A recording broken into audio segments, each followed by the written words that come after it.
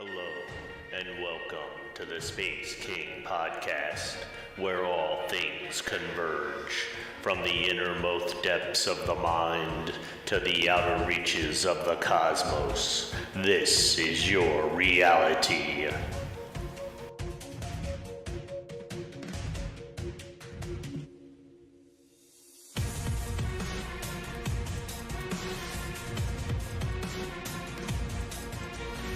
There we go. Hello, everyone. Welcome to tonight's episode of the Space King podcast, episode 6 of Big Pharma. Here with my co-host, David. How are you tonight, David? I'm doing great, man. How are you? Doing pretty good. You excited to let the world know about the truth about Big Pharma that they haven't probably, quote, heard before? Yes I am. Help if I actually fix my microphone. There we go. Sorry about that. I sounded a little off in the distance there. Yep, no, we got it fixed. That should be fixed. But, yeah, I'm all set I'm ready for tonight, man. I'm excited. Like me always. too. I'm glad for all of those who are tuning in tonight. Just so you know, if you go to the Discord at some time tonight and you want to get in on the podcast, go ahead and hop in there and shoot us a message through there, and we'll see about getting you on the show so you can tell your stories, whatever it is that you have to do related to Big Pharma. Absolutely. Yep. And also a reminder that if anyone wants to contact us through the Discord, I am Sentinel and Jericho is Space King. So just in there, so you know who you're looking for. Oh yeah. All right. So tonight, So what do you got for me tonight, buddy? What do you got for me? oh tonight? man, I could talk Lay it for on. years about Big Pharma. All sorts of stuff. A lot of personal experience with Big Pharma practices myself. But first thing I'm going to talk about tonight is the wonderful, wonderful scam known as health insurance. The wonderful scam of health insurance. When I say that, I don't mean the concept of health insurance is a scam or anything like that. What I'm referring to being a scam is the fact that in the medical industry, when you are to, let's say I go in for a regular checkup, right? They just use a stethoscope, they listen to me, they do all that stuff.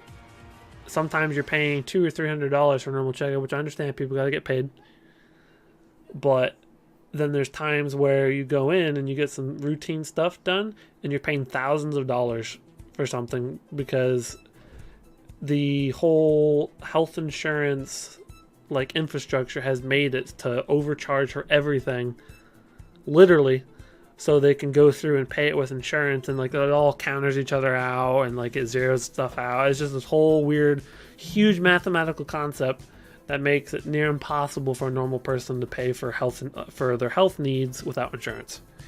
Mm-hmm. And it didn't used to be that way. Yeah. It used to be you paid for what you got.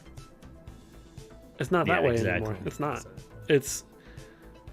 It's turned into a business is what it has been. Instead of just trying to help people too, which I understand people need to get paid to make money, but it's turned into like this huge corporation where they go and they even treat your symptoms, and they won't, a lot of the time they don't even treat the root cause, and they get you on all these different medications, and your insurance is paying it, you're paying it, just the whole thing.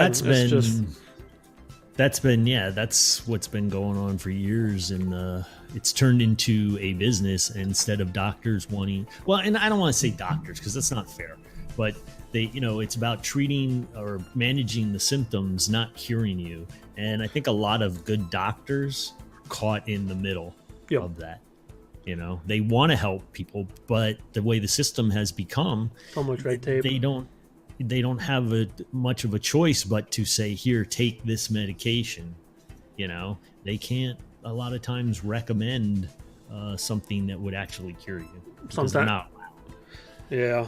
It's just the whole thing is just it's a giant corporation now. That's what Big Pharma is the entire medical industry turned into giant corporations, and a lot of it, majority of it all revolves around medical insurance.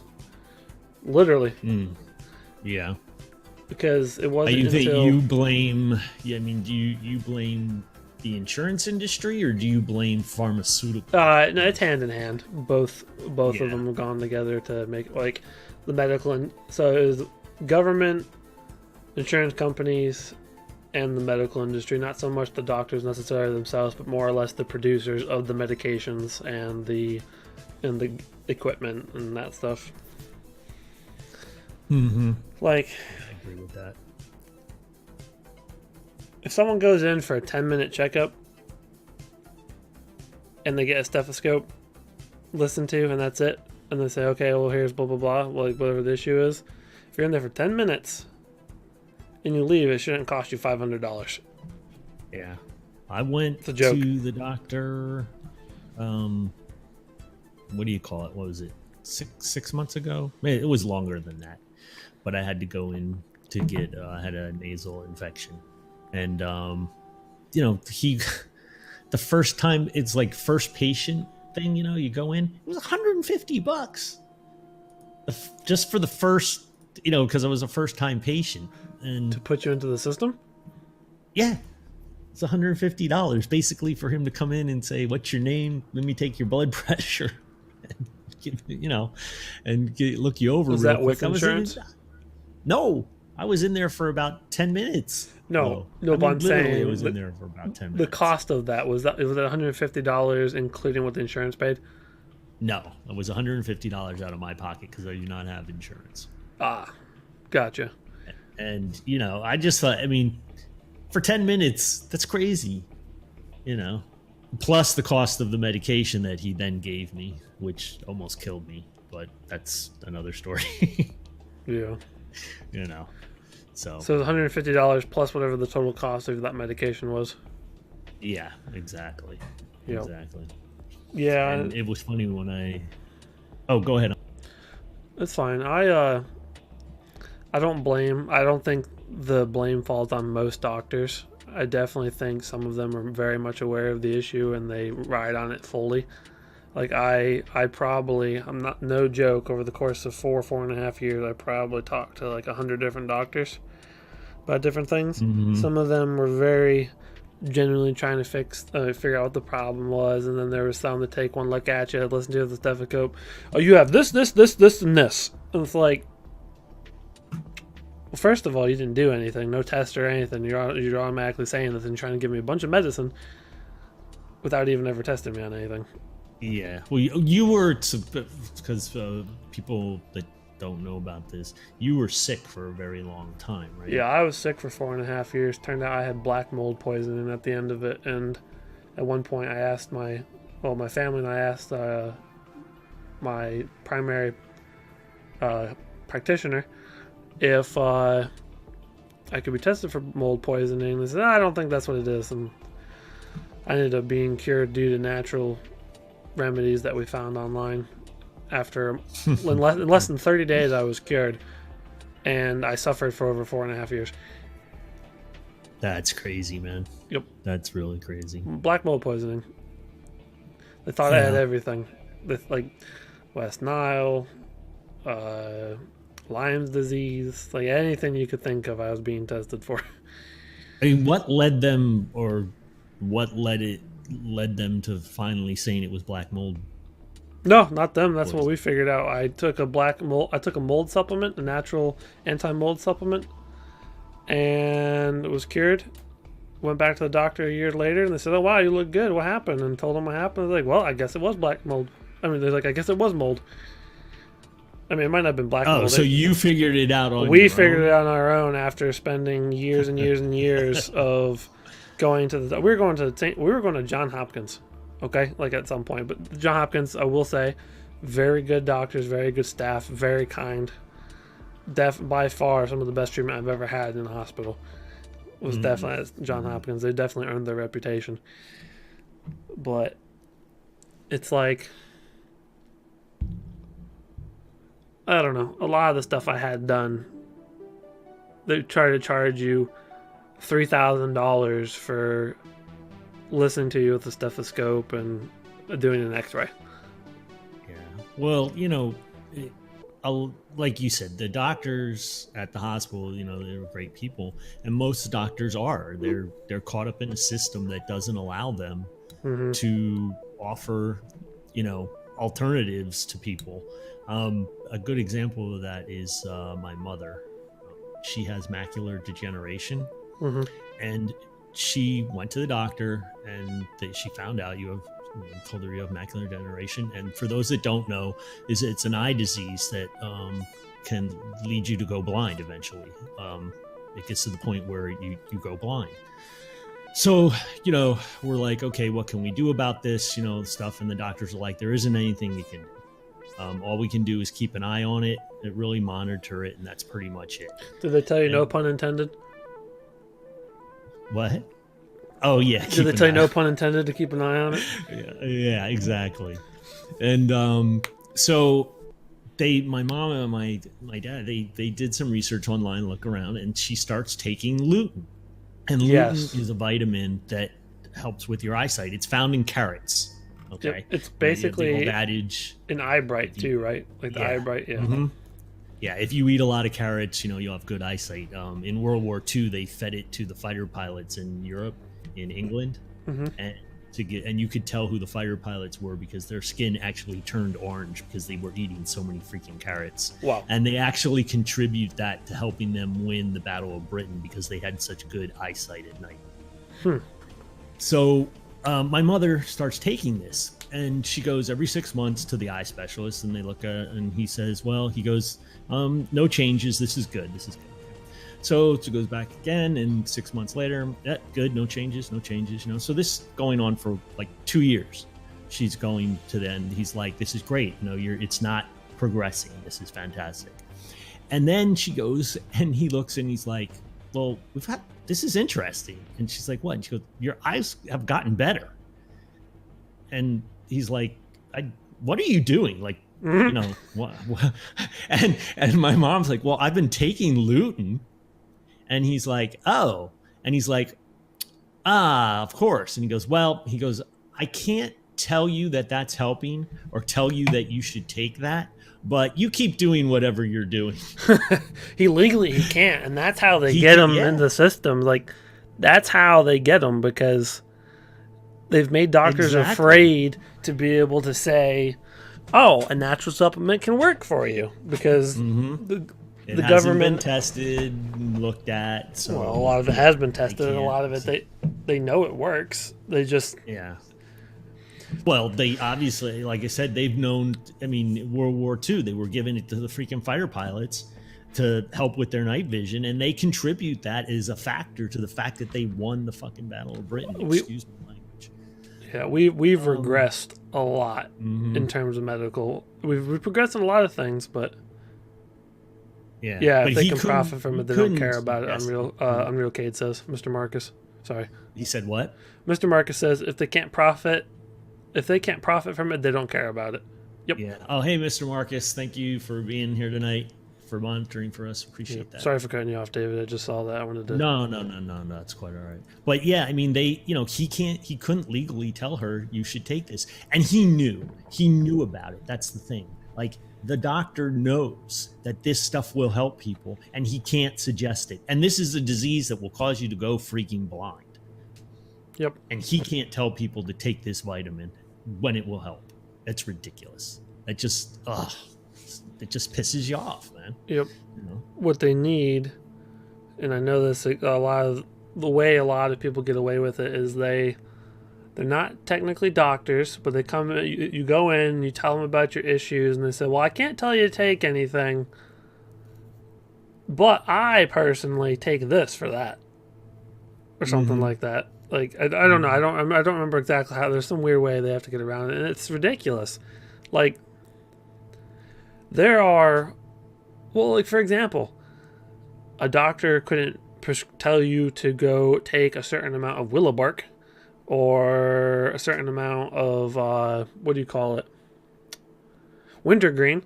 And that's, aspirin is derived from those things, literally. That's what aspirin comes from, is willow bark and evergreen. Wintergreen is what it's called. Wintergreen plants. And that's where aspirin originated from. but now that we have to take a synthetic form of it, and they don't, you know what I mean? It's like all these natural things exist, and they just don't talk about them. I'm getting too off topic because that's something that we should talk about in a different topic. Not a different topic, but like at a different point. Natural stuff. Yeah, but the whole point is, like I said before, the whole way that the insurance thing is a scam is that, like, literally for pennies on the dime, you can go and pick up natural supplements if you know where to look, or if you know where in nature to find them. Mm-hmm. And I'm not saying that medicine isn't a good thing. In certain areas it is very good, but in other areas they're just blanketing a bunch of things and then raking your wallet for it. Yeah, I mean, modern medicine, obviously does a lot of great things. You know, we have advanced a lot of ways in modern medicine and stuff, and other ways we've kind of fallen. We've regressed. Back, you know, but no, I mean, modern medicine is great and it does a lot of good things for a lot of people. But in some ways, it's ridiculous when the doctor can't tell you should do something when they know it'll help you. You know, I have a friend in California. He's a homeopathic doctor, and my stepfather, and he went to medical school and everything and all that. He was a real doctor. Oh my God, I couldn't believe I said that. I don't want to say real doctor. Yes, he was a mainstream physician. Okay, let's put it that way. He went to school for that, and he kept his thing for a long time. But he's also a homeopathic doctor, and then I think he doesn't. I don't know if he still is a board certified doctor anymore, because I don't know that he's just practicing, I think, the homeopathic stuff because he got so frustrated with the system, you know? Yeah. Insurance gets in the way a lot of the time. A lot of the time it keeps doctors from being able to treat their patients the way they need to. Mr. Marcus says, a lot of that has to do with the fact that our people in our own society will sue for almost anything. Doctors are not all knowing beings, and we treat them as I know. So we treat them as such. Yeah, I agree. I was going to mention that. I agree. Yeah, that's and that is part of the problem. To blame too are people sue immediately for something. You know, I think if it's just sure, but a lot of the time it's not. It's like, well, yeah, if you go into the doctor's and you break your toe and he says you need a spinal tap, maybe, you know what I mean? But yeah. But yeah, I don't know. I mean, it's a combination of the whole system has gotten so screwed up, you know, with insurance, and then the government involved, and then you have the pharmaceutical companies, and I think it was now. Don't remember exactly, but you know, you see all these ads on television now for different types of drugs. You know, do you suffer from this? Well, then here, take our new whatever it is. I found out was interesting is directly advertising for pharmaceuticals used to be illegal until within like the last 50 years. It used to be illegal to do that. Yeah, and what happened is that they now, you know, when you hear these ads, they say all the side effects may cause, anal bleeding, may cause heart disease, may cause liver this, may cause stomach this, you know, all these different things that it can happen to you.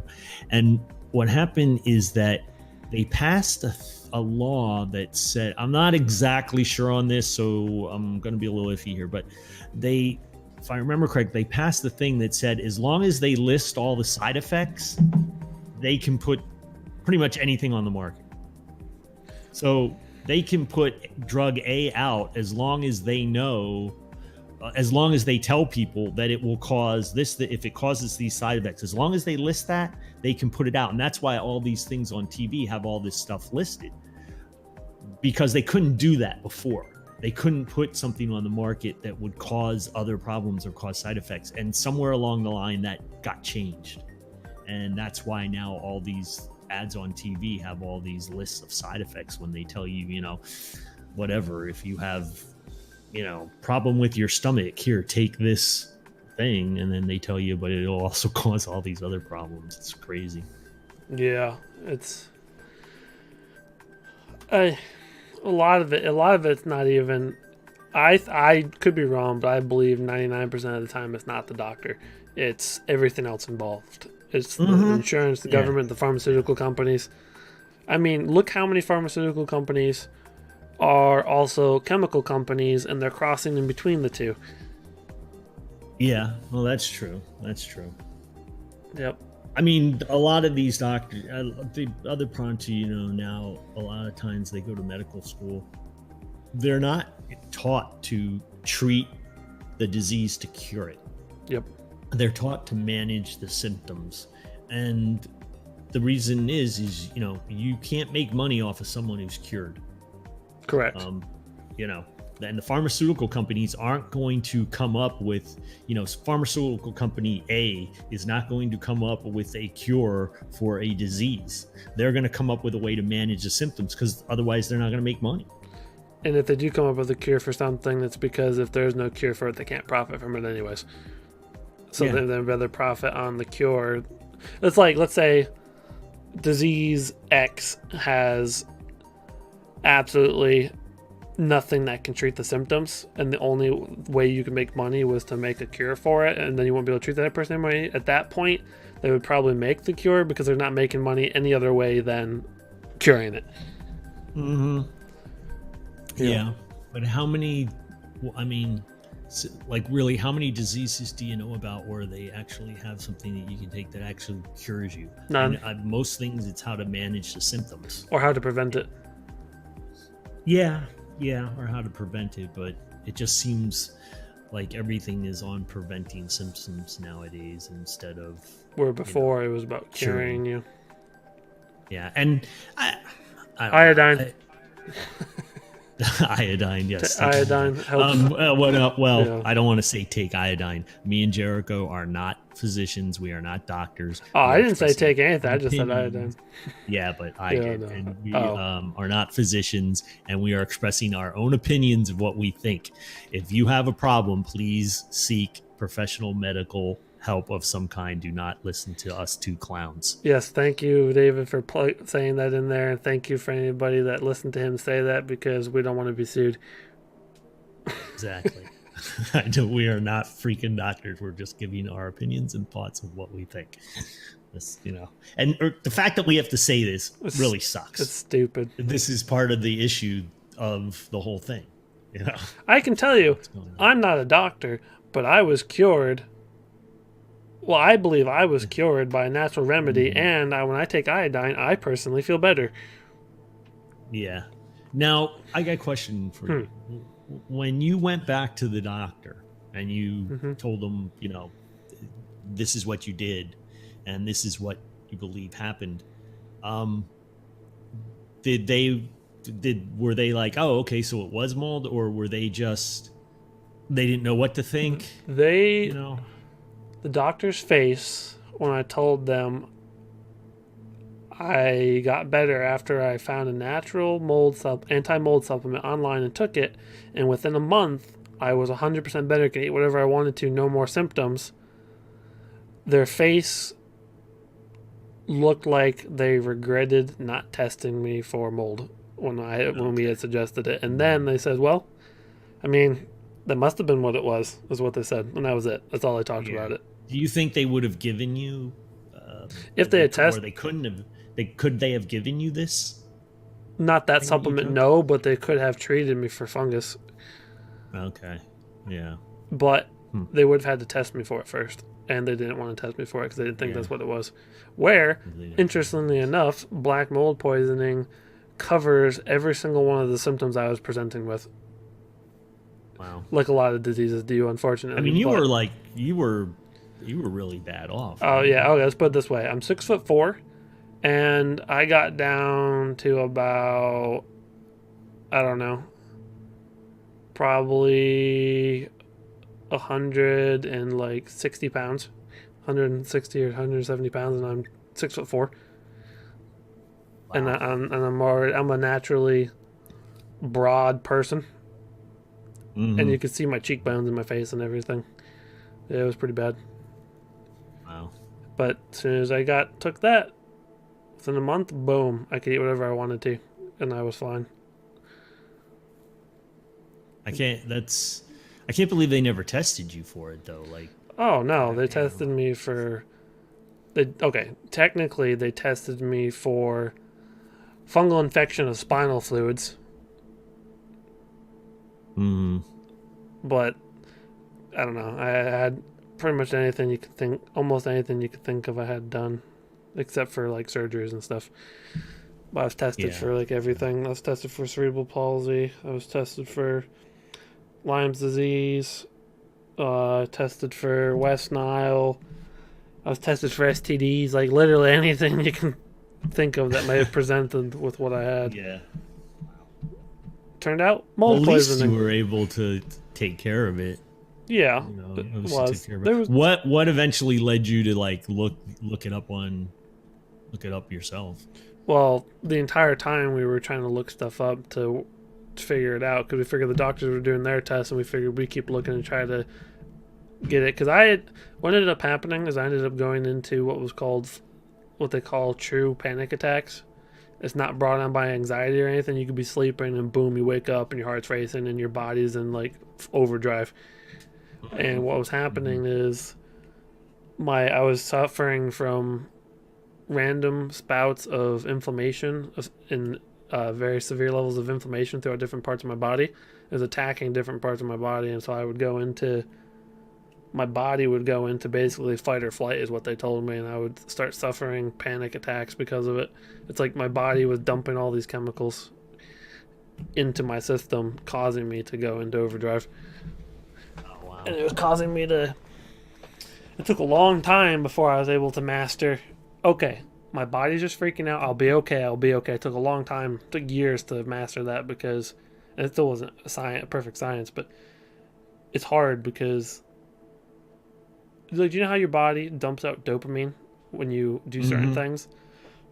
Imagine my body all the time was dumping out whatever it is that puts you into fight or flight mode. Okay.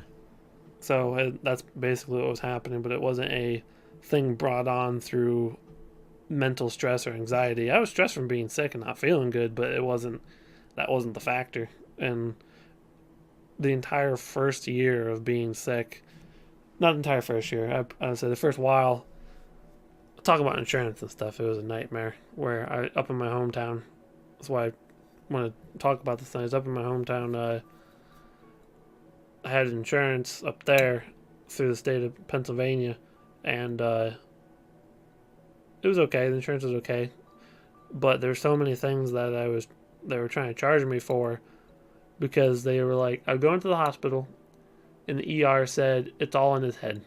And then they got the psychologists and all those people to come down and talk to me. And those people were like, oh, it's a physical sickness. It's not in his head. So I got ping-ponged around for months. And it's just, it was just one of those things where, and we had to pay ridiculous amounts of money every single time. It's not like I wanted to be in the hospital. I was living there pretty much. I didn't want to be there. I don't like being there. That sucks, man. That really. Yeah. Well, I mean, it's fine. It's a lot of good came out of it too. My family started eating healthier, and some health problems that certain members of my family were having that we didn't know about at the time could have been potentially a lot worse if we hadn't changed our diets based on my needs. Well, that's good. Yep. So there's good that came out of it. I learned a lot too. So I don't want to seem like all doom and gloom, but again, a little bit off topic, but bring it up just because a lot of the times with the whole insurance thing, I would have an appointment, my insurance is supposed to cover it, the hospital never put in my insurance when they were supposed to for that session, and they tried charging me the full price for it instead of my insurance. Yeah. So do you still have medical insurance? Currently I do not. I did up until a couple months ago. Yeah. Did your family? Yeah, my family does. Yeah. Yep. But I've been Yeah. treating myself for the most part. I don't suggest anybody does that. Please don't sue me. Yeah, I don't have medical insurance. I've never had medical insurance, partly because I don't really get sick. I can count 10 times on my hands that I've gone to the doctor, and because it was serious things like I freaking cut my hand open where I was gonna bleed to death, so they had to take me to the emergency room, and broke my leg when I was 2 years old, and they had to take me to the hospital, and ripped my toenail off when I was a kid, and bashed my chin into a freaking concrete wall, and I had to get stitches. It was all things like that caused me to go to the doctor. It was and then a couple months ago, like I said, when I had to go to the doctor to yes, I know, Marcus, Jesus. I was a very accident-prone child growing up, and it all started when I fell out of a 2-story window when I was 2 years old. 1 floor for each year. Exactly. Oh, God, don't fall out of a window now. And so, I don't get sick. I went to the doctor a couple months ago for that nasal infection because I couldn't get it to go away on my own, and the doctor gave me medication, and it almost killed me. I mean, they had thought they were going to... My sister came over and she's like, what's wrong with you? And I'm like, I don't know. I can't move, and the room is spinning. And they going to take me to the emergency room because I was so out of my skull from that medication. I can't take medications. Every time I take them, I have problems. So I don't go to the doctor that often. I don't go unless, I'm seriously injured, and so I don't have medical insurance, Yeah. And I know it sounds like, Jesus, man, you should have medical insurance. You're fucking almost killing yourself all the time. But, yeah. Well, that's one of those things where, once again, I don't suggest anybody take my approach to this, but I haven't had, once I got sick, and a couple years before that, I stopped getting vaccinations just because I just didn't do it. It wasn't really a choice I made. I just didn't do it.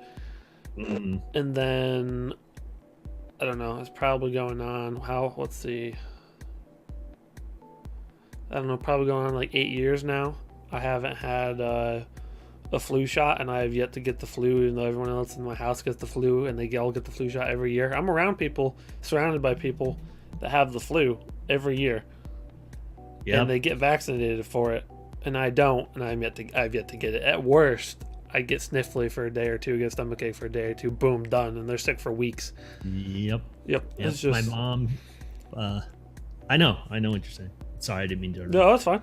Good. Yeah, my mom got the flu shot in 1968. The doctor was like, you need a flu shot. That year she got the flu. She's never gotten a flu shot since then, and she's never gotten the flu again. My mom's 80 years old now. A lot of that comes down to, once again, all kind of rolls into the same thing: insurance and big pharma and government all getting involved. Yeah, my mom's also very healthy. She grew up on a farm, and I contribute one of the things to her being healthy is that she didn't eat a canned vegetable until she was in high school. Everything she ate was grown on the farm, so I think that could lead a lot to her being healthy. But yeah, I mean, she got a flu shot, and she got the flu that year. I never get a flu shot. I don't get the flu. I got a chest infection one year when I was in Australia. I had this really bad cold into my chest, but that was because a freaking camel sneezed on me the day before. And no shit, man. I'm sitting on this camel, and the guy behind me is on his, and we're talking, and the freaking camel sneezes, and my head was like covered in freaking slime. So I go in the bathroom, and I'm like, oh my God, I'm like washing my face off and everything. And the next day, I got sick as a dog, man. I had this pain in my chest and hacking and coughing, and I missed the best part of the trip I wanted to see, which was out at Uluru at the rock there. But I went to the doctor there, and it was interesting. I'm not from Australia. I was visiting, and it was completely paid for. Went to see the doctor, and I'm like, what do I owe you? And the doctor's like, it's paid for. It's all taken care of. We have medicine here. I'm like, really? I'm like, I'm not from Australia. He goes, it doesn't matter. He goes, you're here being traded. It's all paid for by, the government. Now, I don't know. Their system has its problems too. So, everything, because I know people from Australia. So. But yeah, That was the one other time I got really sick. Fucking camel. Don't let a camel sneeze on you, whatever you do. You know, so nasty. the other thing I haven't had tetanus booster for since I was 16, so 10 years now, is tetanus. My doctor told me that I was the first recorded case of someone reacting to the new tetanus boosters that they came out with roughly 10 years ago. Oh yeah. Yep, I got what they called. Well, the one doctor didn't believe that it could have been the tetanus booster, and I went into the other one and they test my blood level, like my blood and my white blood cells were extremely elevated. I was suffering severe inflammation, and all my arms and stuff. The inflammation was so bad, my joints and stuff were like I couldn't bend my legs. And they told me that, and my jaw was getting all locked up. They said, "Well, you got partial tetanus, partial locked jaw from the tetanus booster." Damn, dude. Yep. So it's a point where I had the tetanus booster, and I could have died from the tetanus booster. I almost got. Thankfully, it was not full-fledged, but I got partial tetanus, partial lockjaw, literally. Was this before or after you were sick? Oh, this is 10 years ago. This is way before I got sick. Sickly, I used to I was the healthiest of all my siblings until I got sick with the mold poisoning. Yeah, but I think I don't think I've ever had a booster. I got a tetanus shot when I was a kid when I stepped on a big giant rusty spike in my foot. Oof. And they had to take me to the emergency room. Another great trip in my life. But I got a tetanus then. I don't think I've never had one since then. Gotcha. Yeah. Well, we spent almost 40 minutes on just my one topic. You want to let us know what one of your topics was? Okay. Yeah, so it kind of leads into the same things of what we're talking about, but has to do with supplements. Okay, and this is kind of the dark side of supplements. Oh yeah, okay. Supplements are not regulated by the FDA. They're if you look it up, yes, they're regulated in the sense that the FDA knows they're on the market and that kind of thing, but they don't look at how much ingredients are in them, are they, is the stuff safe, they're not regulated in that way, like the way they regulate food or other drugs, really not. So this one actually has to do with a supplement that came out. This was in the early 2000s, and it was a pre-workout for for people who are into exercising, lifting weights. I think I heard of this. I think I know where you're going, but go ahead, sorry. And that's okay. And it was called Craze. Okay. And I remember when this came out. I've been lifting weights for a long time. I'm not a big guy or anything like that. I lifted weights to be healthy and be in shape. The last 2 years I've been doing it to kind of get a more ripping looking body, but I digress. So this pre-workout, I remember when it came out, and everybody was going nuts over this stuff. It was the thing to get, and it won the pre-workout of the year and all this stuff, and everybody was like, "This is the best stuff ever."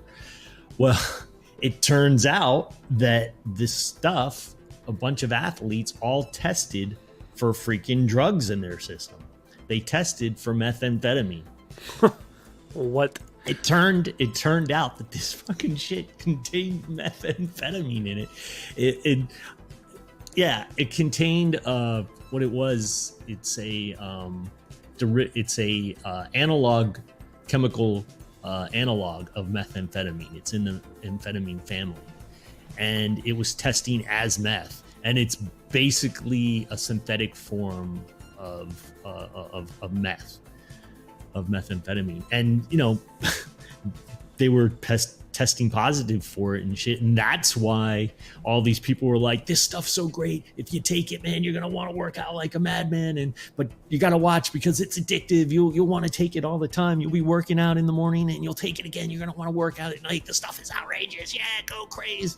Like, everybody was nuts for this. Yeah, well, it turns out the reason you were nuts for it's because you were taking fucking fucking methamphetamine designer. You were taking the designer drug version of this thing, and so it was a lot. It turned out that it ended up getting taken off the market and shit, and it got banned. Then they switched over to this other one, and these are the DMAAs. Is the abbreviation for it, and they're in the methamphetamine family. And this was on the market for a while under a whole bunch of companies. Okay, this was all under all different supplement companies. Oh, the craze one, by the way, it wasn't like this was being sold just online or anything. This was being sold at GNC. Wow. You go to GNC and buy this, And so then they put out this DMAA, and this shit was on the market, and now this just got taken off and banned. Was it 2017? I think they said nope, you can't do this anymore because again, the same thing. It falls into the same category of family in the family. It's just slightly different, but it's all in the same family. Gotcha. So now this year there's new supplements coming out, new pre-workouts, and the discussion is, what's this year's hot pre-workout gonna be? Well, Craze is back, and it says Craze, the original OG supplement. Okay. How did they get away with that if it's the same exact thing? Well, here's the thing. It's under a different name, but has different ingredients. But I looked it up and looked at the ingredients, and it contains another one of these molecules, one of these formulas that falls into the amphetamine family again. It's in the same family as all the others. So who knows how long this one will be around? But the point I'm getting to is that, like, even if you think you're getting like supplements from a reputable place, like you're buying them at GNC or something like that, you don't know because you don't know Check what the these ingredients. companies are. Yeah, you don't know. Well, the thing is, this shit wasn't on the label originally in Craze. It was not one of the things. No, that was but listed. I'm saying now though, when you're buying stuff now, it has to be. Yeah. Well, that's still even debatable. Under supplement, it doesn't necessarily. What they do is they list it. They had it listed under a what do you call it? I don't know how they pronounce how the terminology was for it, but it was like the company's name for it. It was like their copyrighted trademark name for it. So you have the generic, what it's called chemically, and then they called it something else, which was the company name that they trademarked for it, and that was the name they were selling it under. Gotcha. So, and the thing is that it's scary because you're taking supplements and stuff because you want to be healthy, and everything, and then you find out something like this. I mean, there's been supplements out on the market that have been found to contain toxic chemicals. Yep. There was one a few years ago. Some girl died. It was a dietary supplement. She dies, and it turns out there were toxic chemicals in the thing, and I just feel like companies that are selling this stuff, I think need to get proactive, and maybe they need to do independent testing on these things and make sure that what they're selling through their stores is not dangerous for people. Yeah, you're talking about not the manufacturers of the supplements, but the people selling them. Yeah, because the manufacturers obviously can't be trusted, and it's a shame because you have good manufacturers out there. You have good companies, and I mentioned GNC. GNC didn't know; they're not responsible for what took place. It's not their fault. The stuff was taken off market. I think when it came out, they stopped selling it immediately. My thing is that people need to know what's in this stuff. I don't want to be like, you can't take it. If someone wants to take it, that's their business, but people need to be aware that some of the stuff isn't listed on the labels and can be dangerous because you don't know what you're taking. Yep. The best thing I can say is whenever it comes to supplements, go all natural, or like if it says organic certified, which still isn't the safe. It's still not guaranteed to be safe, but it's a much safer guarantee than if you were to not. And then make sure you're going to some of the more reputable producers of these said supplements. Like one I can plug I believe without pissing on people off politically. I could be wrong. Is the globalhealingcenter.com. That's a doctor from California that's been doing natural medicine for years, and he's developed, along with other scientists, all that stuff out there. That's Dr. Group, right? Dr. Group, yep. Yeah, he's great. Dr. Group's fantastic. He has a great YouTube channel. Yep. Highly recommend people checking him. Believe it or not, the supplement that actually had cured me was from one of the things that he had created. Yeah. Yep. And that's the thing. Like, it's not all supplements. I'm not saying all supplements are bad. They're not. But there is a dark side to supplements that people need to be aware of. And I mean, there were some supplements found out there that contained garbage in them, that were being sold at major retail stores in this country. And the problem is because there is no regulation on this stuff at all, that you don't know. And a lot of times too, some of these supplements, they have what they call pixie dust, which is they pixie dust them, where they label all these ingredients, okay? But they contain such small amounts of the ingredients, and then the rest is like a sugar pill. Yep. So they're basically useless because they don't, they check the milligrams and stuff, the dosages. That also says check the dosages so you don't overdose as well. Oh yeah. We're not trying to scare people away from supplements. You just gotta be careful. Yeah, you gotta be careful. For myself, there's a group that I go to. They're an independent testing facility, and they test all supplements, and they test all different types of supplements and you can send them in pre-workouts and all that kind of stuff. And they have a rating system. Is what is on the label in the thing? Does it do what it says it's going to do? All this different criteria and everything. Because and there's a bunch of places that do that, independent testing places that do that type of thing. Because you gotta watch, you gotta be careful. But I mean, it's crazy, man, that stuff had that in it. I remember that people were just going, and if you go on YouTube and look it up, like you'll find reviews from back in the day about it, and the people were like, "This is the stuff, man. I'm addicted to this crap. This is my pre-workout now forever." They're taking drugs. It's like, yeah, well, there's a reason why, that you're feeling good for more than one reason. Let's just put it that way. Mm-hmm. Yeah, exactly. It's no wonder you want to work out for hours and hours and hours. It's because you're all hyped up on fucking method derivative. Yep. I mean, supplements though, they have, like my mother taking lutein. That's a supplement. It's a vitamin, but it's a supplement, and so it's good for her. I mean, honestly, what you got to remember is that they are a supplement. They are made to supplement your diet. People should really be trying to eat healthier, not eat all processed garbage, and eat more, raw foods and stuff like that. Better, healthier diet, so you don't have to take supplements. Yeah.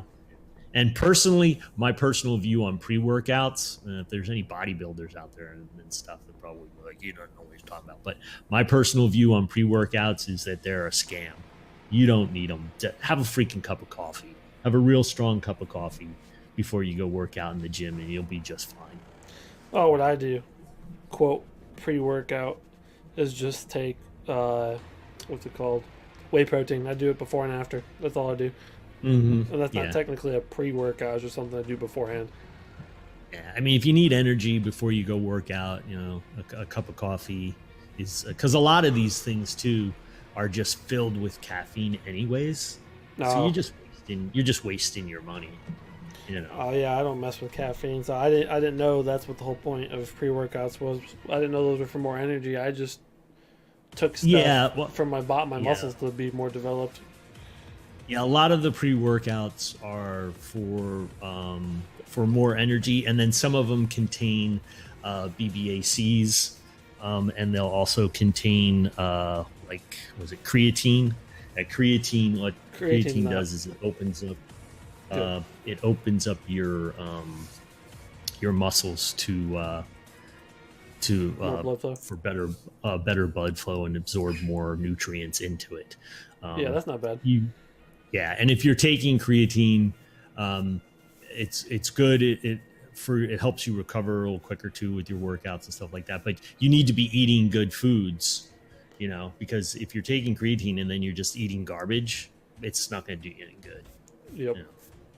I don't personally. The only thing I do is I have a cup of coffee and then I take a whey protein it's after my workout so you get plenty of protein.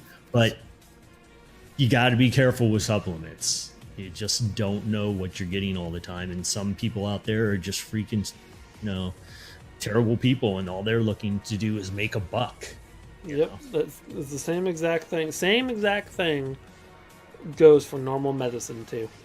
Mm-hmm. Look into what it is that you're consuming before you consume it. It doesn't matter what the doctor says.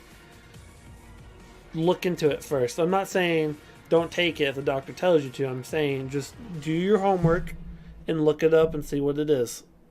Yeah, be aware of what you're taking. Be aware of what it is and the possible outcomes effects. and side effects are. Mm-hmm. Because yeah, there's a lot of things that I personally have looked at that prescribed to me. I decided not to take them just because I looked at it and I was like, you know what? For the problem that it's trying to treat, all these side effects are much worse than what it is trying to treat. I'd rather just have a lot of times symptom A rather than developing symptom X through A through X. You know what I mean? I'd rather Well, I remember one of those commercials, one of the side effects was anal leakage. And I'm like, wait a minute, you go from having it was something stupid, you had some problem with digestion in your stomach to possible side effect of anal leakage. I'm like, I don't think I want anal leakage. It's just oh my God. Yep. Yeah, you got to be aware. My friend of mine, she was on a lot of medications. The doctors had her on a lot of medications for good reasons. There were reasons for her to be on them, but she was on, I think she was at one point, she was on almost 10 different type of medications. And I asked her, I'm like, well, why are you taking this? She goes, oh, well, that's for my whatever problem she had. And then I'm like, well, what is all these other? And she goes, oh, well, I take that because this causes this side effect. Yep. And then she goes, and I have this other problem, so I take this one. And it was all these other medications she was taking was because of the side effects from the original medication and then all the other medications on top of it. So, good. Yeah, it's this horrible downward slope. And I'm like, and she was really feeling hard. I said, you need to get off of all of this. I was just like, this is my friend. I'm like, I think you should get off of everything first and then see where you're at, because you're having all these side effects from all this stuff. And she did, and it actually helped her a lot, because she was back to having the original issue that she had, but she had gotten rid of all the side effects from all the medication. She was just piling medication on medication on medication. And I blame that on the doctor for that, some doctors won't do that. Yeah. And I blame that on the doctor. The doctor shouldn't have done that to her, and it's just the stuff's so messed up, man. Here you got a splinter in your toe. Let me cut it out with an X-Acto knife. Oh, now you're bleeding from the X-Acto knife due to the extraction of the splinter we've had. Here, let's cauterize it. You know what I mean? It just keeps going and going. Oh, now we've cauterized it and you've suffered third-degree burns on this. Let's rub aloe ointment on it. Oh, now that you're allergic to aloe, let's put this other ointment on top of it because of all these other symptoms. Yeah, it keeps going and going and going. That's just a very over-exaggerated example, but I know many people that have suffered that same exact problem. But as getting back to your original point, though, about you need to know what you're putting in your body, and that goes for anything. I mean, even the food you eat. You know, do you ever read the ingredients on anything that you're Yep. eating? Yep. People All the time. don't. You realize I know you do. I do. Oh, yeah. A lot of people don't, and it's like the garbage that's in the food is ridiculous. There is I'm not going to say the name of it because I don't want to get in trouble, but there's a very popular cheese that you sprinkle on your food. Oh, okay. And I didn't You know can this. say the type of cheese as long as you don't disclose the brand name. Yeah, but anyways, Parmesan? I was looking at the ingredients because I was, trying to eat healthier and stuff like that. And one of the things in there, what the heck did they call it? Well, basically, what it is it's sawdust. Sawdust. It's plant fiber, and they put it in everything. Once you know what it is, you look it up. It's in everything, and it's used as a filler. Huh. And it's basically sawdust, is what it is. And it's funny because I remember hearing stories from back about people like not back when, like, during the Depression and stuff. Like, I remember hearing stories from my great grandmother and everything, and also about people during the war, food shortages and stuff like that. And they would bake bread, and they would put in the bread sawdust as a substitute because they didn't have enough flour, so it was like partly flour, partly sawdust. Yuck. And you can eat it because it's a plant-based thing, and your stomach, you can digest it and all this. But they're putting that, when you think about it, it's like they're putting that in the cheese as a filler. So, and it's in so much foods. Same thing with like all the different chemicals that are in foods and stuff too. Yeah.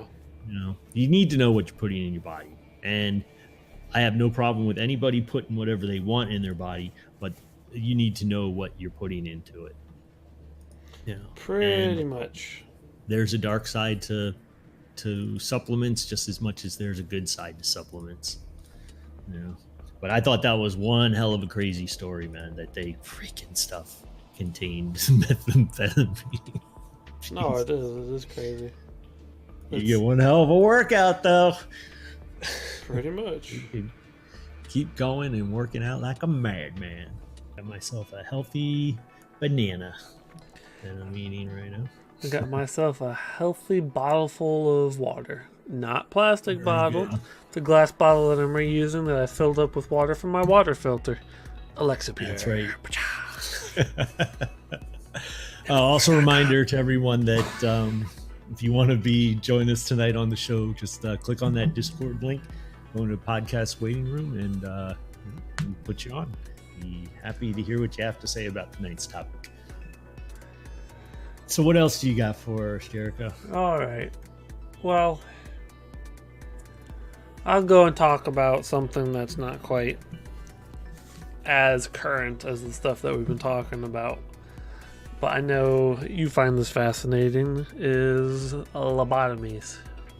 Ah, good old lobotomy. Yep. And basically, for those that don't know what a lobotomy is, a lobotomy is basically when they stick a piece of metal they cut your head open, they stick a piece of metal into a certain part of your brain, and they scramble it like scrambled eggs. Or cut it out. And what it's supposed to do is they used to do that for what they would call mental disorders. Or for people that were violent or aggressive, they would do that, and basically the person became a hollow shell of what they used to be, pretty much. Isn't that like the frontal lobe? Yeah. Frontal lobe. Yeah, I where think they so. do that. Yeah, then they stopped doing lobotomies, and then they went to electric shock therapy, which is basically a lobotomy through electrical currents. Mm-hmm. Yeah, and they went to. But do they still do electric shock? I think that they might do them for very particular cases. I don't think they do it on a regular basis anymore. Not in the U.S. at least. I'm sure they do it elsewhere. Yeah, they probably do lobotomies elsewhere too. But yeah, I think they've like toned that down too. It's not nearly as severe as like it used to be in the way they do it and stuff like that. They can electric shock therapy. Pinpoint it. Yeah, and I think they can pinpoint it more on what they're doing and stuff. It's still kind of medieval, though. Yep. And the reason why I'm bringing up lobotomies is this, what we're talking about now is not just about lobotomies, but it's about the mental health part of medical today. Mm-hmm. And basically what they're doing now is, instead of doing actual lobotomies by sticking something into your brain and scrambling it or cutting it out, is what they're doing is they are doing basically chemical lobotomies through different pharmaceuticals that they use to, quote, treat certain things. Yeah, I think they went from doing the cutting out to electroshock. Now they're doing it. Yep. They're giving you chemicals that pretty much destroy your brain. Not all in all cases. Some people actually benefit from some of this stuff, but going back again, talking about supplements, is there are actually some natural herbs and stuff and plants that have been proven to help. Oh, for example, St. John's wort. This isn't me saying this. This is based off of different studies that I've seen. Is they claim through scientific studies, and they claim to have scientific proof that St. John's wort is as effective or better than SSRIs for treating depression. And when they say just as effective or better, what they mean is it's just as good or better, and for the fact that there's very few to no side effects in most people who take it compared to taking an SSRI for depression. And who's doing this? Who did this study? I don't remember the name of them off the top of my head. It was some university or something. Is it gaining any traction, though, within mainstream medicine? No, because they're not allowed, for the most part, to do supplements still. They're not allowed to. You can't make any money off Correct. of something natural you could grow in your backyard. Correct. It's a homeopathic thing. It's been that way for years. It's been... Yeah. We've known for hundreds and hundreds of years that St. John's wort is effective for treating depression. Wow. Oh, excuse me, Jericho. Yeah. The on the stream, has the screen changed? Yeah, it's still on the BRB screen. Okay. But yeah, good call. But Mr. Marcus was talking to you in the chat. Was he? Yep. Why do I not see it? Why is the chat not coming up for me? Oh, he said, "Do you know what's in that banana?" Yes, I do. It's 100% organic. It's a very much organic banana. Don't be jealous. I don't know. There could be plant fibers in that banana. Just kidding, because it's a plant. It's a fruit. There's fibers in that plant. I mean that banana. Yeah, you can't. Like you were saying though, yeah, I mean you could grow it in your own backyard, and God forbid you should do that. I know in Europe the homeopathic they were having a lot of problems over there because they were going to make it illegal for you to go and gather herbs and stuff, because people were using these as for curing themselves of things and stuff like that. And the homeopathic community over there, doctors and stuff, were like freaking out. I don't know if it ever got passed or not. I don't know if that law ended up ever going into effect in Europe or exactly what happened, but they were trying to make that illegal. That you couldn't go and collect herbs and stuff like There's that. absolutely nothing about that. That should be illegal. Yeah, it's Nothing. crazy. And of course it was being pushed. Part of the lobbying behind that and everything was Big Pharma not wanting people to do that. It's dangerous. It's not safe for people to go do. And blah, blah, blah. I hate to break it to them. Humanity has been eating plants for thousands and thousands of years. The way it goes, okay, that's an understatement. Since the beginning of time, as we know it, humans have been, as far back as we know, humans have been eating plants. Yeah, exactly. But it was crazy though because they were trying to make it illegal, and like I said, I don't know if it ever went through or not. But that's just nuts. Why would you, And the only reason to do it is because they don't want people to be able to cure themselves or to be cured at all. They want to keep feeding you medications and buying their product, because that's what they're doing. They're selling a product. And it's kind of scary. And like you said, the whole thing with the chemical lobotomy Yeah. on everyone and stuff. I mean, a friend of my family, she's a nurse, a school nurse. Mm-hmm. And she said that these kids come to school with Ziploc baggy freezer bags filled. Every kid in the school is coming into school with a giant Ziploc bag of freaking medications. Yep. For them to take for depressions and HDD and ADD and this DD and and every other freaking thing you can think of. And these kids are on all these are grade school kids, for God's sakes. That's terrible. And they're all on these freaking medications. So, and we wonder why kids get on drugs, because we tell them don't do drugs. Drugs are bad. But here, take all this freaking poison and put it in your body every day. So my question that comes up based on what you just said too, I knew about this, I just forgot about it, is it that humans in a whole of all of the world are suffering all these symptoms much more than we ever have before? Or is it that we're trying to treat things more than we used to? Like, is it that we're treating more when we don't necessarily need to, or are we actually suffering more as to why we're treating more? You know what I mean? And I don't think it's because we're suffering more. I think it's because we're treating more. If that makes sense. Like, it's like we're coming up with more reasons to treat people. That some of them are valid, obviously, and then some of them, like, I'm sorry, pretty much every kid that I knew back when I was a little kid could be classified as having like ADHD or ADD today. Yeah. I mean, there are cases of it where you could say that it's very distinct and very obvious that that person has a problem. But in general, a lot of the stuff that you can get that they try to treat you for today or like diagnose you with was commonplace forever. And it's not a mental disorder a lot of the time.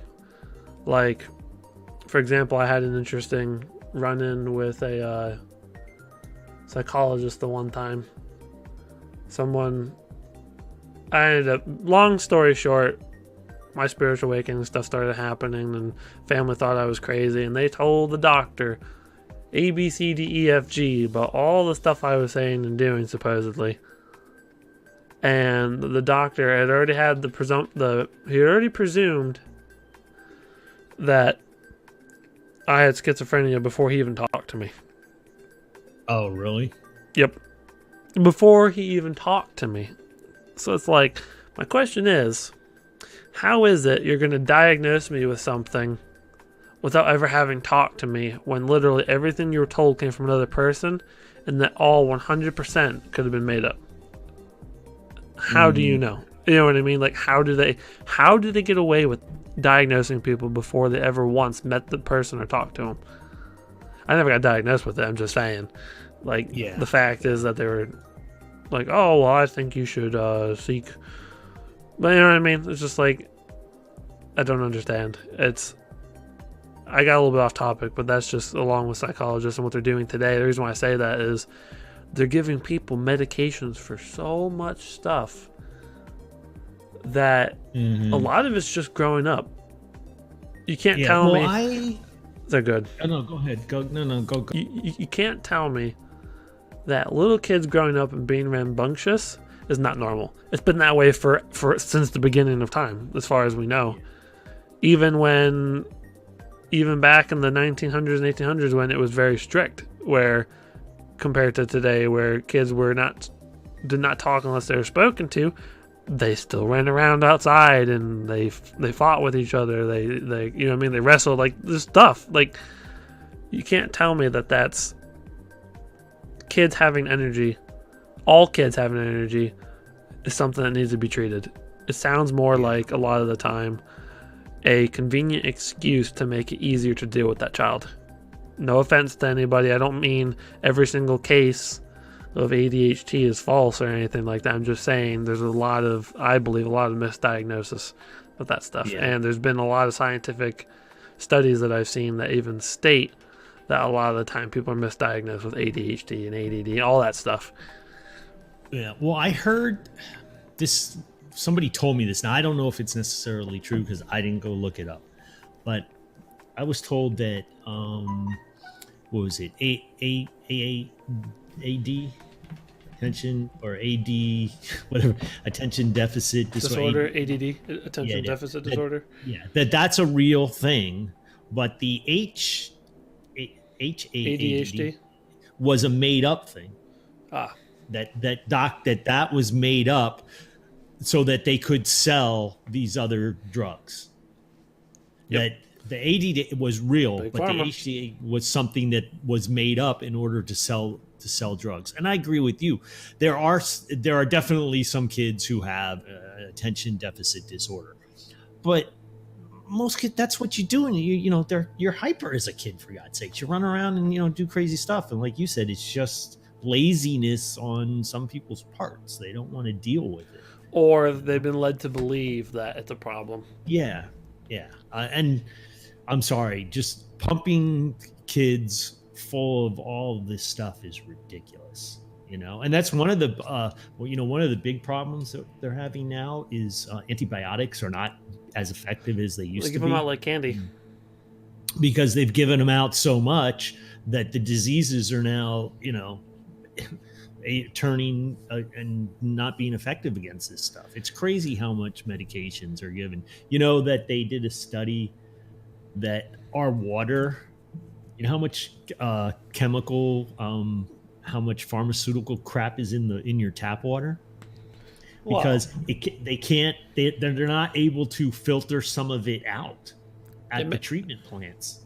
Well, it's that they don't want to spend the money to do so because it's possible to remove most everything from water. For example, but they good. No, go ahead. For example, all those chemicals come out of my sink, but they don't go in my body. Alexa Pure, Infowars.com. Yeah, but they, because all these people are on these medications, and so people they drop them in the sink or get flushed down the toilet, and you've got millions of people on this stuff, and everybody's dropping this crap by stuff gets flushed into the system, and they're either can't take it out because of the chemical compound, or like you said, they're not spending the money taken to get it out. Yeah. So, whether you're on the medication or not, man, if you're drinking the tap water, it's in there. And this was a big news story not too long ago that they were talking about this. This was a big deal. Is like, this is a problem that needs to be addressed and everything. And then you got to wonder, do they really want to address the problem? Yeah, no. Or is it just another way they want to dope up society? It's kind of like, well, real quick before I go on to the next thing. Yes, Mr. Marcus, I know we're not sponsored by them, but I want people to be healthy just like me. Healthy water for a healthy mind. Alexa Pure, Infowars.com. Infowarsstore.com. Yeah, but there's something else. But we're willing to be, Marcus. Yeah. I don't think we have enough viewers for Infowars to... Well, if they like what we did, maybe. For Alexa Pure. I think we go way too off out on the edge for Alex Jones to want to affiliate with us, considering a lot of the stuff we talk about has stuff that he doesn't touch. Yeah. I know, right? What was it? You had said something a minute ago, and I was going to talk about... Oh, I remember. I was going to keep it as a different topic to come up with, but to talk about. But since you mentioned it, talking about antibiotics and stuff, that huge epidemic of people dying to diseases lately, they don't really talk about that much, but over the last several years, dying to bacterial infections that, like superbugs, that are becoming immune to the bacterial infections. Yep. There are 2 supplements that have been proven time and time again through different studies and different scientists, different universities, different, just in general, different scientific studies that have been proven time and time again to be effective for bacterial infections that are not an antibiotic, technically, like in the classification of what you call a prescribed antibiotic, is oregano, oregano oil and that stuff. It's been literally, there have been people that had those, quote, superbug infections that took oregano oil and it cured them when the antibiotics failed. Yeah. I have oregano oil sitting in my cabinet in my bathroom. I wonder why. And then the other thing, along with my detoxitine. Detoxidine, InfoWarsStore.com. No, but we're gonna get in trouble with some people out in this episode. But anyways, and the other supplement is well, I know Mr. Marcus had looked this up at one point too, and we found conflicting things. I have to go. I don't know. I don't quite understand all the studies, but based on the layman's terms that some of the doctors that did some of the studies said is that colloidal silver is an antibiotic that bacteria cannot grow a resistance to because it's a metal. It's something that it's not like a chemical or another organism fighting them. It's a metal. Yeah. I've heard about that. This was maybe 8 years ago, maybe a little longer than that. I had heard about it, and I wish it was advertised all the time. And I looked into it, and I couldn't get a straight answer on it. There was so much conflicting data all over the place of it being good, it being bad, that I didn't know.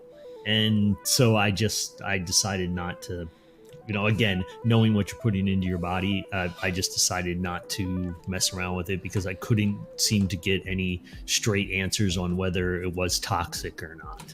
Yeah. Well, our body actually, we benefit from small amounts of like copper and magnesium and like all these different, and iron. We also benefit from gold, believe it or not. Gold is actually something that is very good for your circulatory system. Yeah. You need minerals in your body. Absolutely. Yep. And silver is something that we can actually use too. Sorry, go ahead. Yeah. That's why I use, and I think it's a really great thing to do, is I use a cast iron skillet, because cast iron skillet is great for you because you actually do get some iron from using a cast iron skillet. And I have an iron deficiency. That's one of the reasons I use a cast iron skillet. And if you take care of it properly, your food won't stick. Don't say that your food will stick, because it won't. Yep. It's I don't know, there's just a lot of stuff. It's like, I don't know. There's a lot of medicines that we've used for a long time that worked. Yeah. For certain things that we've somehow forgotten, or all of a sudden there's a taboo about using those things that we've used for hundreds of years that worked. Exactly. Yeah. Like, but go ahead. No. There was this one article I read. It was from a book, actually. It was a book. It was the one passage in this book was talking about iodine, and it was saying that back in the early 1900s or something like that. I could be off by 20 years or so, but I can't remember the exact date. But sometime around then, back when doctors would come, like, have a bag and come to your house, like house calls and stuff. Some of the leading doctors of the time, I'm going to post some of the stuff in Discord, but one of the doctors at the time that led the study on iodine for health problems said they came up with some rhyme where basically what it said was, if you don't know what the problem is, give them iodine. That's basically what this whole rhyme came up with, because they found that iodine just boosted the body's ability to fight off everything for the most part. Mm-hmm. Well, that's why Morton salt, iodine salt, It was put in there originally because there was a huge iodine deficiency within the country. There still is. And so that's why they put the iodine in the salt, was to help with that. And it helped. It helped with a lot of things. That's why they did it, though. Yep. And talking about you were mentioning about there's, a lot of stuff that people have used for hundreds of years to, for cures and stuff like that. And now we're being told, oh, no, it's bad. It's and stuff is, a personal story that happened with my family is, my dad. He lives in California. My parents are divorced. But he was diagnosed with AIDS in the late 80s. And back then, that was a death sentence. I mean, you got AIDS, you died. It was just that it was a death sentence back then. He lived. He's still alive to this day. One of the things he did, though, to help himself, because there really wasn't a lot of things to do, is we had taken a trip out to the Four Corners in Arizona and Colorado to the Indian reservation, to Hopi, Navajo, and we stayed with this family. The man's name was Lorenzo Tizito, and he was a shaman. He was a medicine man, and we had taken some sheep out there for his family. They raised Navajo four-horn sheep. They're a special type of sheep that they use to make their rugs with. And my dad was raising them to help the people out there. And so we went out there and took them the sheep. And while we were there, my dad, one of the things he wanted to have was have a ceremony done for him to help him, because he was sick. And so Lorenzo did this ceremony for him. It was me, it was Lorenzo and my dad, and Lorenzo asked me to assist, which was quite an honor to do so. And so one of the things we did one day is we got in the truck and we drove out into the mountains in the middle of nowhere and hiked up this mountain. And Lorenzo was showing us these herbs and stuff, and he was picking them and everything. And this was stuff that he was going to put into that he was going to use for my dad. And so he collected these different herbs and everything. And it was hard to know what he was collecting because Lorenzo's English was kind of broken between English and Navajo. So we were able to communicate, but it was hard. So he got all these herbs and stuff. We went back to the house and to his hogan. It's called a hogan. It's a octagon shaped building, and it's made out of cedar trees, and it had dirt floor and a little stove in the middle and everything. This is where Lorenzo slept. The rest of his family slept in a different hogan, and we also stayed in this hogan. And Lorenzo did a ceremony for my father. And he did, where he smudged them and everything, and he was doing the chanting and all that type of stuff. And he did this sand painting around my father. My dad was sitting in the middle of it.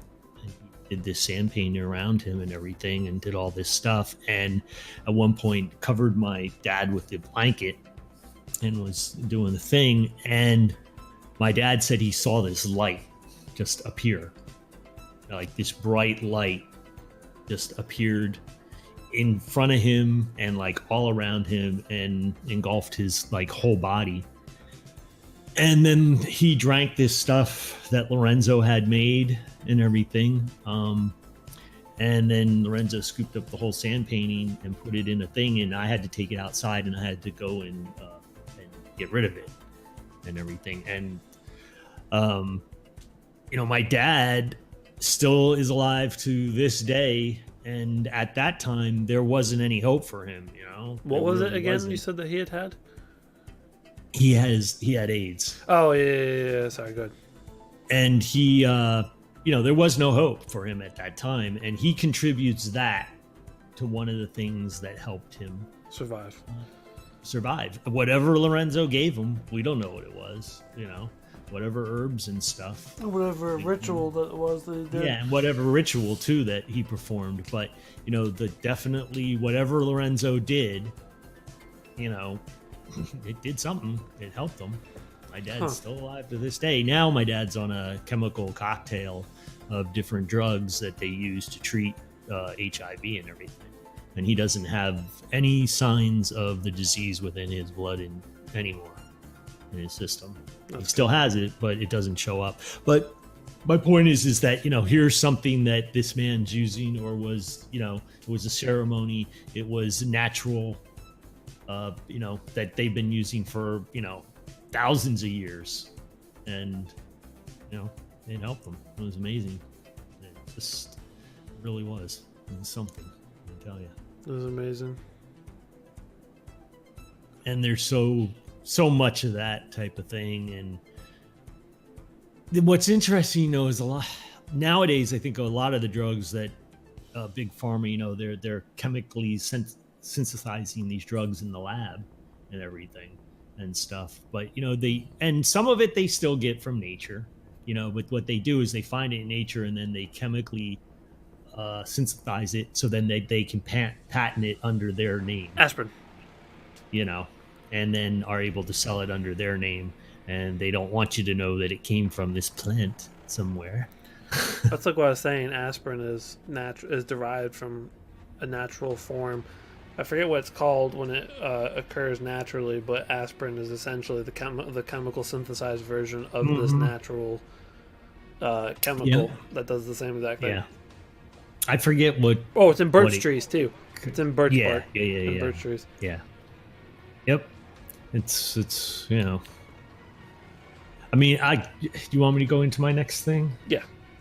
Okay. So this kind of what we've been talking about and what I just talked about kind of leads me into the next thing here, and this is about has to do with cancer, and this has to do about this nurse. And she was known as the Canadian cancer nurse. And her name was Renee Cass.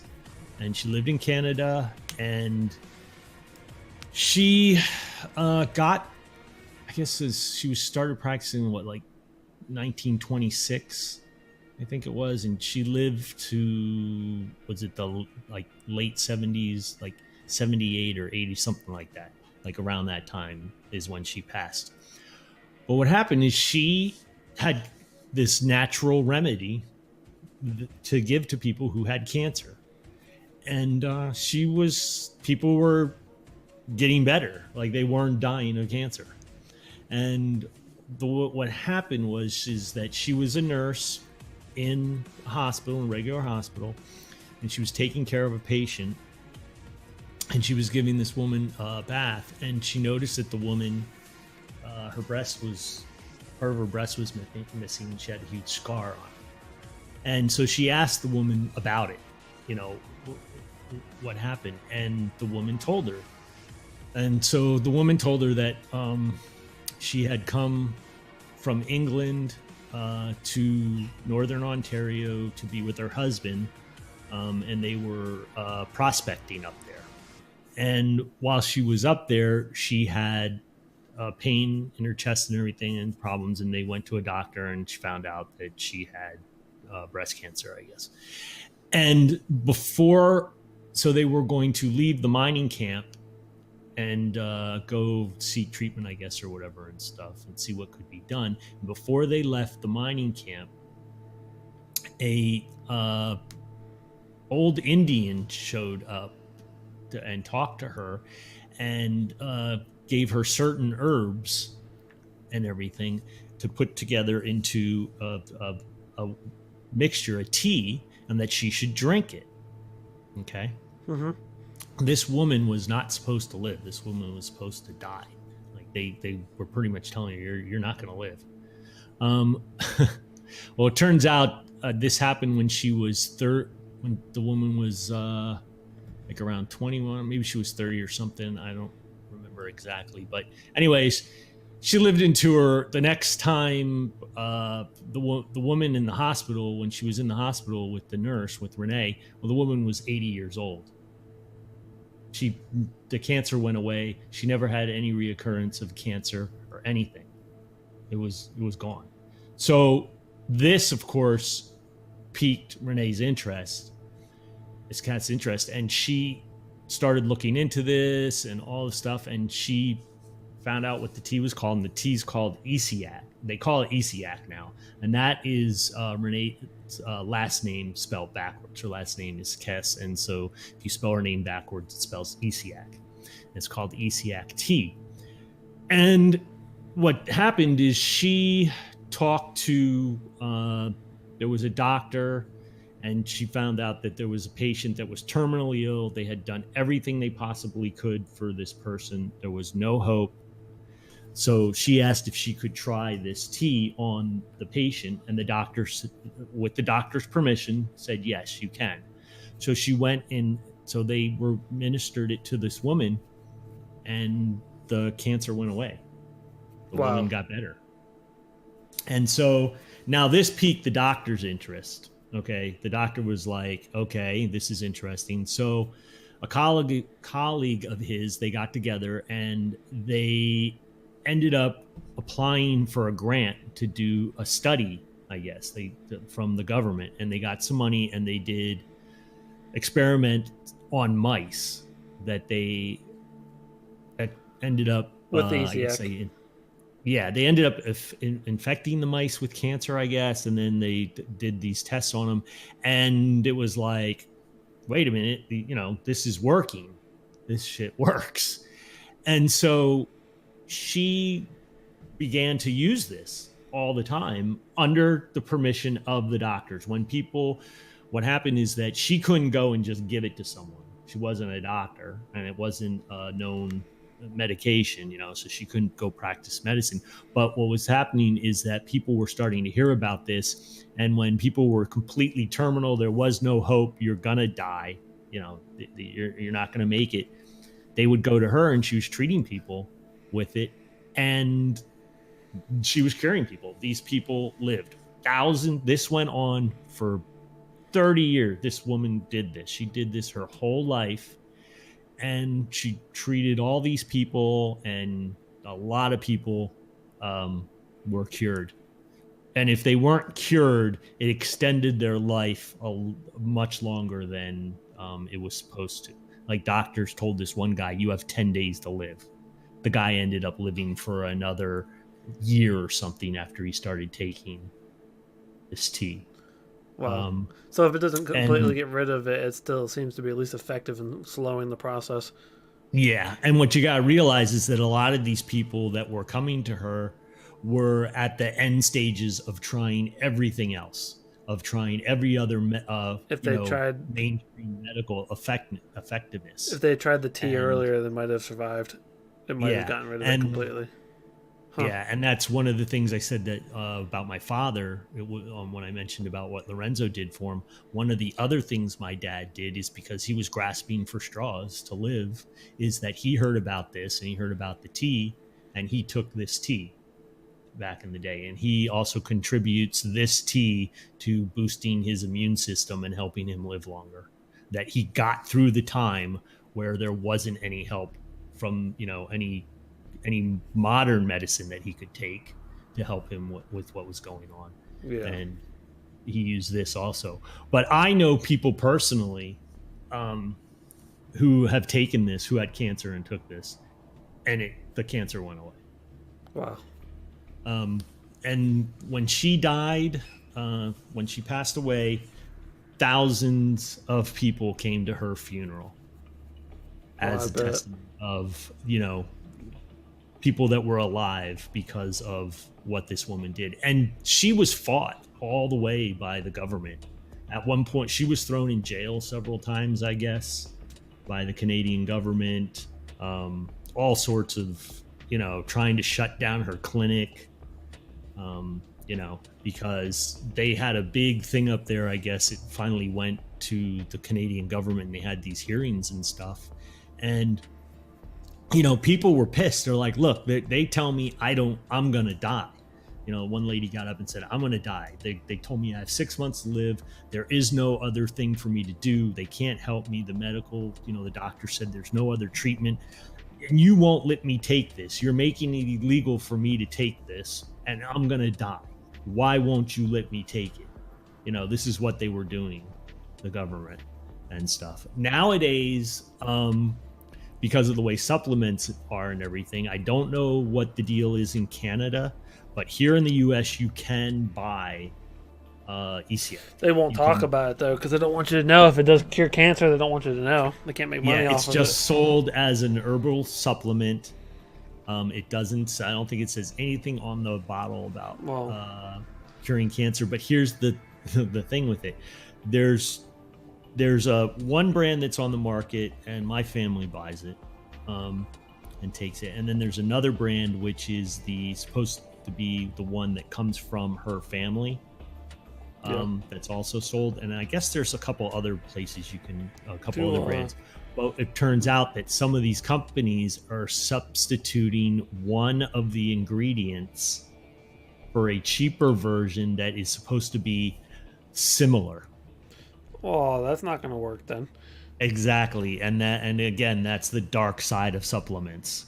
For a long time, my family we just bought it. We bought the herbs. We bought it from a place in California called Rosemary's Garden in Sebastopol, California. It's a health food place, and she had all sorts of herbs, and we bought all the ingredients from her, the 4 or 5 herbs, and with the thing on how to make the tea, and you make it, and then you put it in the bottles and you drink it, and everyone in my family does take it on occasion. You want to send the link to the actual brand that family makes?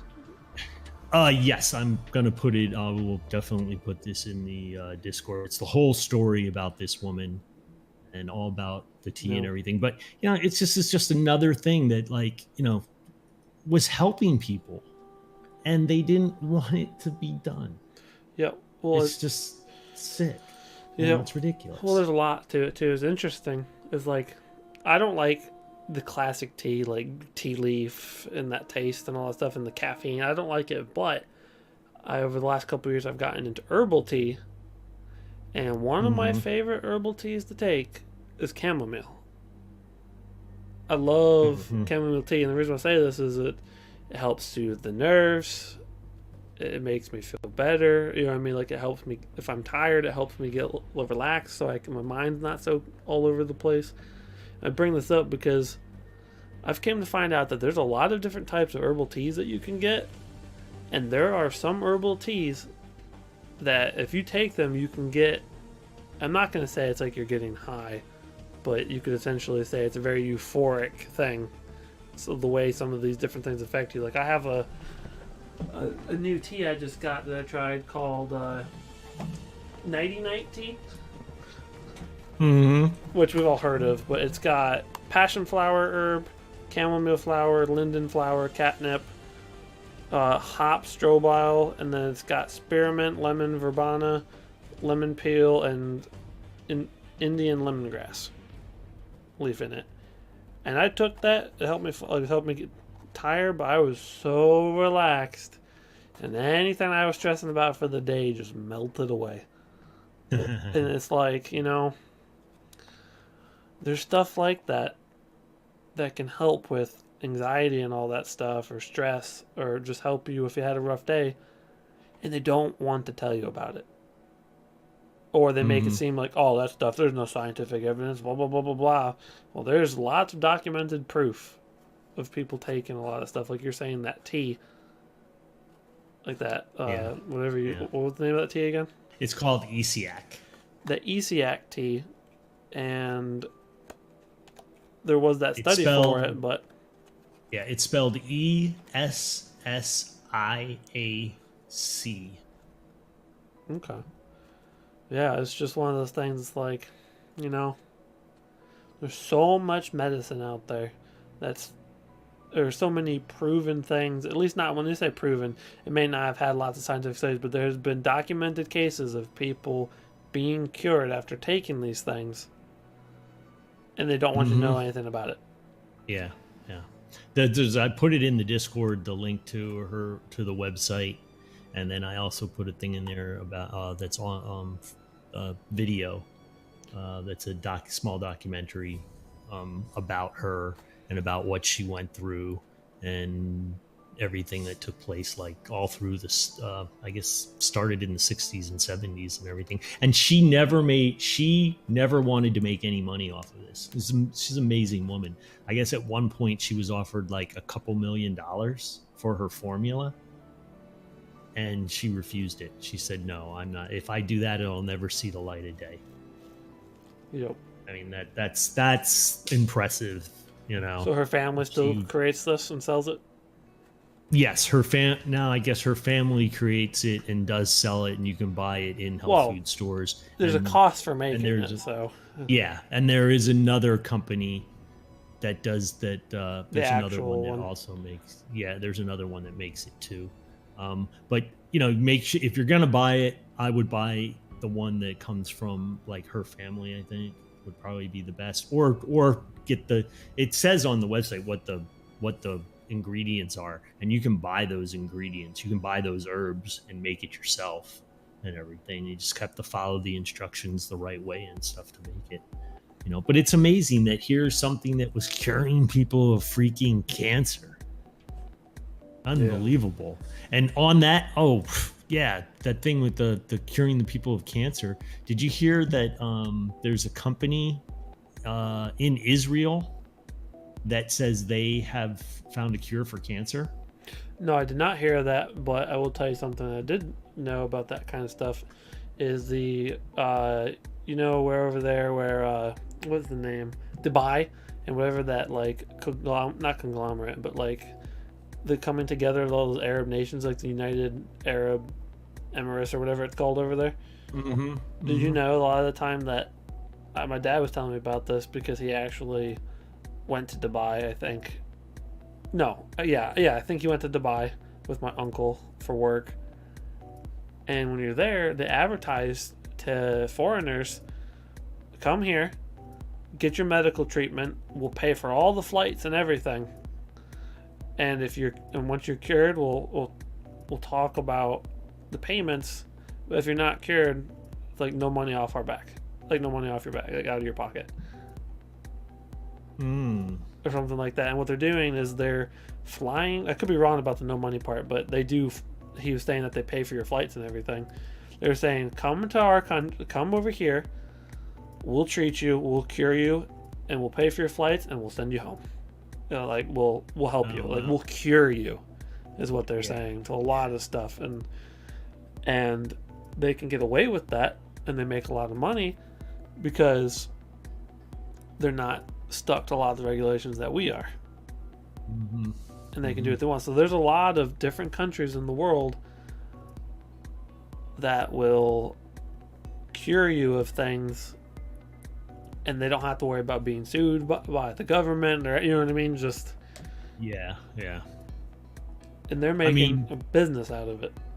Yeah. Well, this thing here's the that's good. The reason I mentioned this thing about Israel. Yeah. Is this company claims that they have got a cure for cancer, that they've come in the testing they've done, the testing they've done on mice, that it cured the cancer, okay? The first article that I found when I heard about this, I put it in, I said, Israel finds cure for cancer. The first article that came up was highly improbable. Israel company claims to have a cure for cancer, but scientists say not so fast. Like immediately, that's the first article that comes up, and the article is they're just stamping this immediately as there's no way they have a cure for cancer. This is a bunch of bullshit. They're just trying to fool people. It's ridiculous. It's like, shouldn't the article be, hey, this is freaking great? Is it possible? Let's find out. Yeah, hey, wait, what's going on? But all of these articles and all this information coming out with this is that it's probably not true. It's just tested in mice. They want to discourage you. Yeah, because cancer makes billions and billions of dollars a year. Big pharma, cancer. If you billion trillion dollar industry. If you cure cancer, you don't want to cure people because they're not customers anymore. So it kills me that, here's this thing that they're talking about, and right away they want to just, hey, wait, not so fast. couldn't possibly be. But the lady in Canada was it's amazing, that story, and I know people who've taken it, and it definitely helped them. There's definitely no doubt about it. That's for sure. Do you have any other topics for tonight, Rockford? David, sorry. Goodness. Shh, you're giving away my secrets. I know. Sorry. I know you by No, two identities. that's pretty much it, actually. I don't have any other stories. My third story was that Israel one. Yeah, Just and brought it up with my 3 stories some of them ended up being one and the same because it led from one to another in the conversation. But I would highly recommend anyone who's interested in the thing about the ECAT to definitely check it out.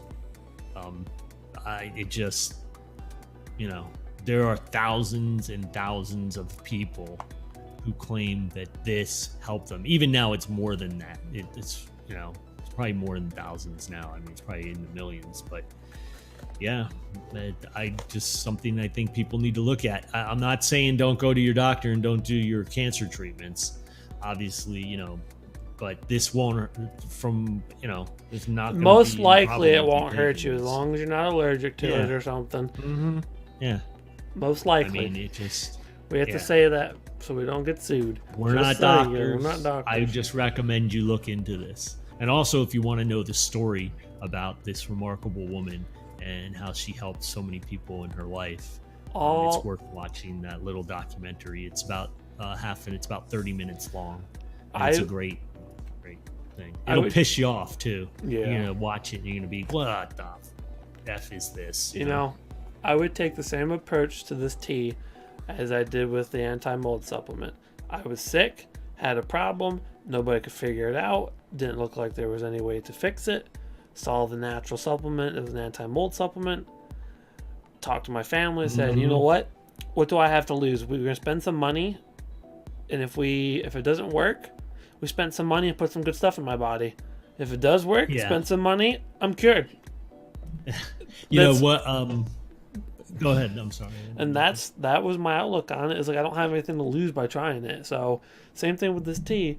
If someone in my family has cancer, or if I had cancer, I'm trying that because what do I have to lose by trying it? Nothing. Exactly. Unless I happen to be allergic to it, which would suck. Yeah. But one more thing before we go, talking about homeopathic medicine and everything. I have a back problem that hit me when I was 25, and I lifted a piece of furniture and screwed up my back and all this. Anyway, so I went to see chiropractors and all this stuff, and I finally found out about homeopathic medicines about 15 years ago, and I started taking root tox and root gravis.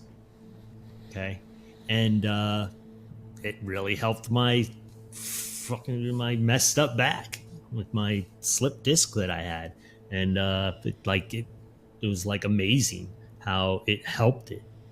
And a lot of people, I had people tell me, "Oh, that it doesn't do anything. It's all in your head. It's just that stuff won't do anything." And my response is, I take these little white pills. My back doesn't hurt. I don't care if it's in my freaking head. Yeah, well, that's the same thing I hear people argue all the time. They're like, I'll give you an example. If I were to suffer constipation, I drink decaf coffee. It works for me. I was told by somebody that it's just a placebo effect if the decaf coffee helps you, because you have to have normal coffee for it to work, which I don't think is true, first of all. But I'm just saying, they say it's a placebo effect. And it's like, well, I don't care if it's a placebo effect. If me taking this makes my brain think that I'm cured, so it cures me, more power to it. I'm perfectly fine as long as it works. As long as it's treated, I don't care if it's my mind doing it or not. Your mind is a very powerful tool. You know what? That's one of the things that we need to discuss one night is the healing power of the mind. Yep. Because that is a huge thing. The healing power of the mind is amazing. And the placebo effect, there's been studies done on that. But it's like I said, I don't care. Oh, the other thing it did too is that the Ruth tox is taken from the poison ivy plant. It's the toxin in poison ivy. And I used to get poison ivy just by stepping outside in the summertime from the wind. I would get covered head to toe. I was extremely allergic to it. Ever since I've been taking the Ruth tox for my back, I don't get poison ivy anymore. Nice. And believe me, I've been in the woods a lot, and I don't get it anymore. I'm amazed. I'm just like, I cannot believe I don't get poison ivy. That's great. You know? And I used to get it like crazy, cover head to toe. So All right. maybe it built up an immunity to it. There you go. Who knows? There's a lot of great things out there, and you got to open your mind to it. And hopefully, anyone that watches this, hopefully it will help them, or listens to this, hopefully it will help them. I don't know. Yep. Well, thank you all for tuning in. It was a good night, good talking to you, David. And I hope that everyone listening tonight found something useful or found something interesting. At the very least, entertain them. I hope so too. Well, have a good night, everybody. Good night, Jericho. Have a good night. Marcus. Have a good night, Mr. Marcus. And this is Jericho signing off. And David. Good night, everyone. Good night.